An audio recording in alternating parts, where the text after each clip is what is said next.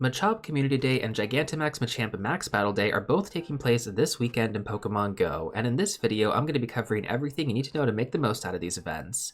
Okay, so first of all, let's go over Machop Com Day, which is going to be taking place on Saturday, May 24th from 2 to 5 p.m. local time. Now, as far as the bonuses go, we're going to get increased Machop encounters in the wild, we're going to get a boosted shiny rate of 1 out of 25, lure modules and incense are going to last for 3 hours, and the special bonus during this event is going to be 3 times Catch Stardust, which is fantastic. And then finally, we're going to get 5 free Machop from snapshots. Basically, just take a picture of your buddy Pokemon back out that the encounter is going to appear, rinse and repeat that 4 more times.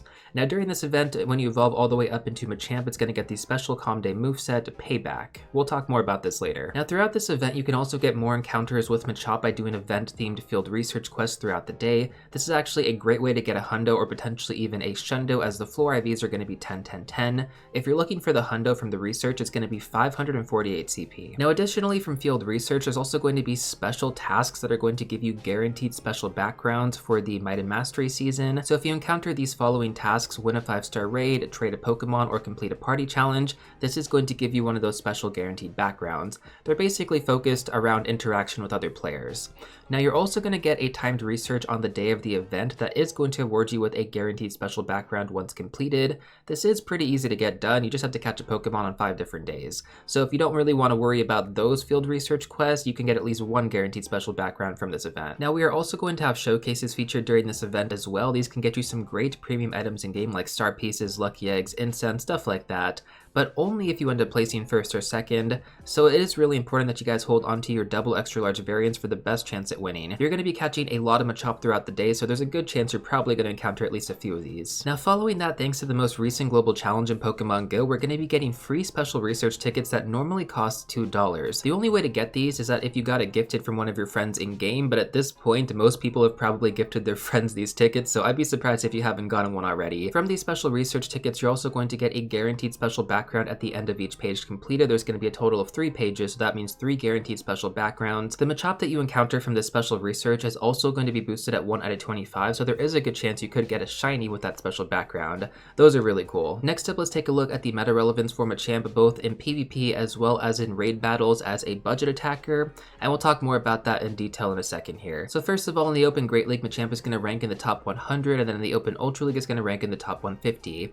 Now, if you actually were able to get a Shadow Machamp or a Shadow Machoke and you remove Frustration during the last Team Garaka Takeover event, Machoke is going to rank in the top 30 as a Shadow in the Open Great League, and then for Machamp it's going to rank in the top 60 for the Open Great League, the top 60 for the Open Ultra League, and the top 100 for the Open Master League. So the Shadow actually has a lot more play than the regular variant currently. Now, keep in mind that these rankings are going to be based on Machamp with its legacy movesets Karate Chop and Stone Edge.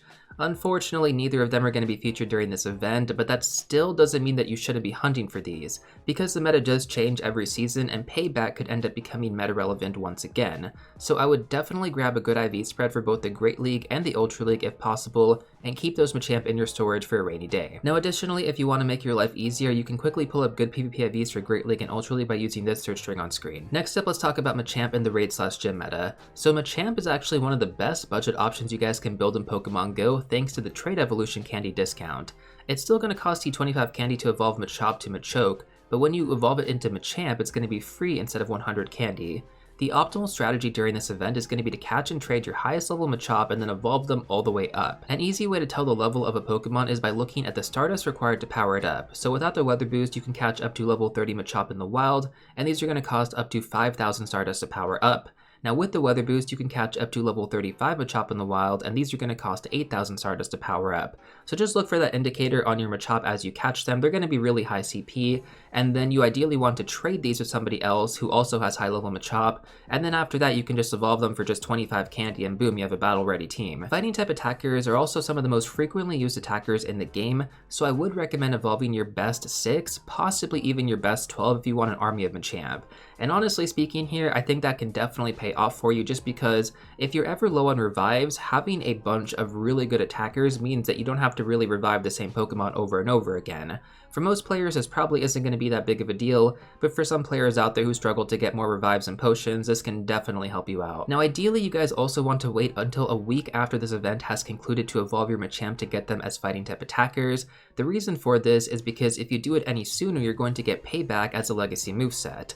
Again, this is mainly focused on PvP. It's not going to be good to have in the raid/gym meta. So if you do this, it means you're going to have to use extra charge TMs trying to roll Dynamic Punch.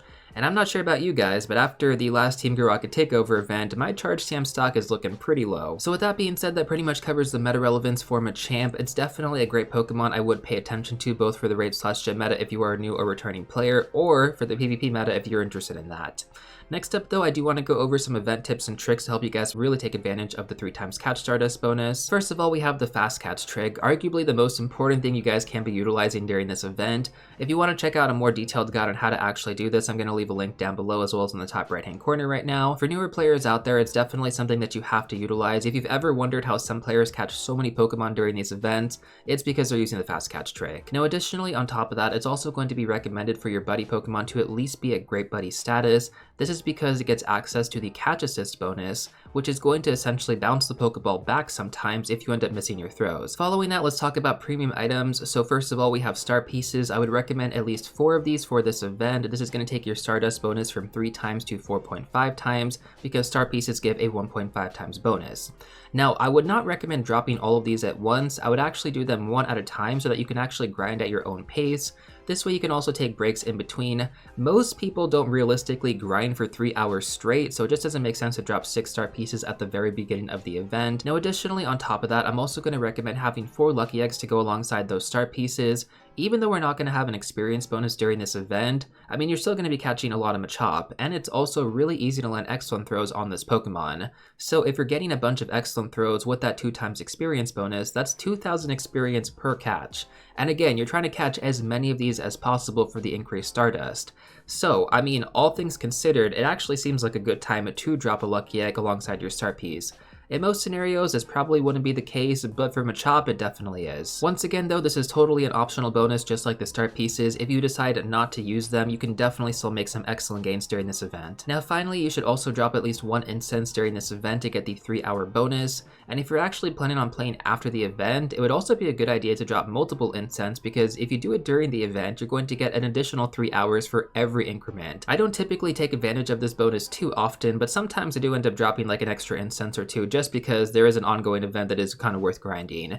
We actually do currently have the Final Strike event ongoing right now, so that might actually be interesting for you. It's definitely a consideration I would keep in mind. Next up, let's talk about the Adventure Effect bonuses. So we have a few different Adventure Effects in Pokemon Go, but the main one that I would recommend focusing on if you do have it is going to be Palkia Origin's Adventure Effect, Spatial Rend. This Adventure Effect is going to increase your spawn radius in 10-minute increments at the cost of 5 Palkia Candy and 5,000 Stardust. Now like I talked about earlier with the star pieces and lucky eggs, I would only activate this bonus when you're ready to grind, because you don't really want to be wasting your Stardust or your Palkia Candy. But keep in mind, like that 5,000 Stardust that you're going to be spending is going to be easily recouped from all the Pokemon you're about to catch, especially if you have a star piece active. Now if you would like to grind even more candy during this event, it would strongly be recommended to have a fighting type Mega active as well, so your options are going to be Blaziken, Lucario, Heracross, Medicham, Lopunny, and Gallade. If you have any of these at Mega Level 3, prioritize that over the others for increased candy and extra large candy, and if you don't have any of these at Mega Level 3, then just use your highest level Mega. Now finally, if you guys have held on to any Pokemon in your field research stack, and potentially even some that are Stardust boosted like Combi was recently featured, now it's going to be a great time to go through them, especially during the downtimes when you don't have that many spawns around you. This way you can really make the most out of your star pieces. That pretty much covers all the tips I feel like I could go over in regards to taking advantage of the Stardust bonus. If you feel like I left anything out that could benefit players, let us know in the comment section down below. But now let's take a look at GMAX Machamp Max Battle Day, which is going to be taking place on Sunday, May 25th from 2 to 5 p.m. local time. So basically the exact same time, just on the next day. So from this event, you guys can expect the following bonuses. We're going to have all power spots be featured as GMAX Machamp. These are going to cost 800 MP to actually get them done. Power spots are also going to refresh every 30 minutes. The MP collection limit is going to be raised from 800 to 1600. You're going to get 8 times MP from power spot, so basically just clicking on one power spot is going to get you enough to actually do one of these GMAX Machamp. You're also going to get 1/4 adventure distance for your MP, so instead of normally it taking 2 kilometers to walk to get 300 MP, it's only going to be 0.5. Now earlier this week, there was also a timed research added into the game. This is also going to get you some extra MP if you complete certain tasks. So if you catch 5 max Pokemon, this is going to get you 300 MP. Same thing if you level up a max move 3 times, and if you also unlock a max move. And then finally, if you complete the entire research, this is going to get you an additional 500 MP as well. Now I do want to give you guys a fair warning when it comes down to this, because it can actually be a noob trap. And the reason I say that is because initially, like when you don't have that many max counters available, this is going to be a good research to go hand in hand with it, right? Like you want to upgrade these max moves, you want to unlock them, you want to power these Pokemon up. It makes the most sense. But at a certain point, you already have your counters built, you already have your tanks built, and you don't really have any new Pokemon to invest into. So when it comes down to it, I think catching 5 max Pokemon is fine, same thing with unlocking a max move, but level up a max move 3 times is a pretty heavy requirement. So that means that if you don't complete that part of the research, you can't actually get the bonus 500 MP at the end of it. And even though if you actually complete this, you're going to get an extra GMAX Machamp for free during that day, I mean, you're going to end up spending a lot more in resources to actually get this. Now finally, our last free bonus is going to be 2 additional special trades during this event for a total of 3. By far, this is one of my favorite bonuses just because the turnout for these GMAX Max Battle days are always so good. We always get so many locals showing up in person, and I hope this continues to stay the same. Since we actually got the ability to remote raid them moving forward now, I hope that people still come out for these. It would be kind of problematic if they didn't, but we'll have to wait and see how this actually plays out during this event. Now additionally, on top of that, we're also going to have a $5 event ticket, which is going to award you with a timed research awarding 25,000 experience plus a max mushroom. This max mushroom normally costs 400 Pokecoins in the store. You're also going to get 2 times max battle experience, and the MP collection limit is going to be raised from 800 to 5,600 instead of 1,600 like you would get for the free version. So all things considered, this event ticket is definitely worth it, especially if you had planned to do multiple GMAX Machamp. You may as well get this. Now speaking of GMAX Machamp, how good is this Pokemon going to be? Well, in simple terms, it's going to be the best fighting type attacker in max battles moving forward, and also indefinitely. Nothing is going to outclass this Pokemon in the future, so if you end up rolling bad IVs, I would strongly encourage you guys to lucky trade your extras. Now ideally, when it comes down to powering up this Pokemon, I would probably take it to around level 30, maybe level 40. And then for the max move upgrades, I would only focus on GMAX attack, and don't worry about max heal or max defense. They're not going to be relevant for GMAX Machamp. Now I did mention remote raids very briefly, so let me cover this a little bit more in detail. If you guys decide to actually remote raid into these max battles, it's going to cost 1 remote raid pass plus 800 MP, but since this is going to be the first time you can remote raid into these max battles, I'm not sure if you'll be able to join through your friends list. I'm also not sure if you're going to lose your remote raid pass if your team ends up unsuccessful in defeating GMAX Machamp. I'm also not sure if Pokegenie is configured for these yet. I'm pretty sure they are going to be for this event just because they're kind of like the go-to when it comes down to remote raids. So I would say that's going to be your best bet if you live in a rural area or you're kind of busy that day. Otherwise, I would still recommend just checking Campfire for any local meetups. Try to do these in person if possible, because you are actually going to get better rewards for doing the in-person version of these raids opposed to actually remoting them. So it's still worth meeting up with your locals, also to get those special trades done. If you guys have any more questions about the remote raid aspect of this, let me know in the comment section down below. I'll try to answer them before this event. Next up though, let's take a look at counters for your max battle team. So you're ideally going to want to have 1 main attacker and then 2 tanks. For your best attackers, you guys can go with Metagross with Zen Headbutt, Moltres with Wing Attack, Unpheasant with Air Slash, or Charizard with Air Slash. If you're going to go with Charizard, don't use the GMAX version because the GMAX version is going to be a fire type move automatically. You want to go with the Dynamax version. We don't exactly have a lot of good counters against Machamp, so if you don't have any of these or you don't want to build any of these, just go with your best GMAX option. Something like GMAX Gengar would work pretty well here. Now, as far as your best tanks go, you can use Blissey for this with Pound, but keep in mind, you know, if Machamp ends up having double fighting type moves, this could be pretty bad for it. If it's like a dark type move being Payback and, you know, one of the weaker fighting type moves, Blissey can actually tank pretty well still. So don't rule it out completely. But if it's like Dynamic Punch, definitely not. Which brings us to our next options here, because Blissey can be fine as one of your tanks, but as far as the other ones, you ideally want to go with either Gengar with Shadow Claw because it triple resists fighting type moves, Venusaur with Vine Whip, or Blastoise with Water Gun. Those, in my opinion, are going to be the best tanks for GMAX Machamp. And again, if you guys have like a full lobby of 40 trainers, you probably don't need to worry about this too much, but if you do have like a smaller lobby of trainers, then everything kind of matters here. And so yeah, I think when it comes down to it, even though Gengar is glassy, that's probably going to be one of my tanks. And then I am going to throw Blissey in there just because, you know, if it ends up not having double fighting type moves, that could work out pretty well. Like if it's a Stone Edge and Payback, boom, Blissey's going to be a great tank to have. I am actually curious what you guys are going to be using as your attackers and your tanks, so let me know in the comment section down below as well, just because this stuff is all rather new and I feel like we're still learning as we go. Now the recommended party size for these GMAX battles is going to vary on a lot of factors.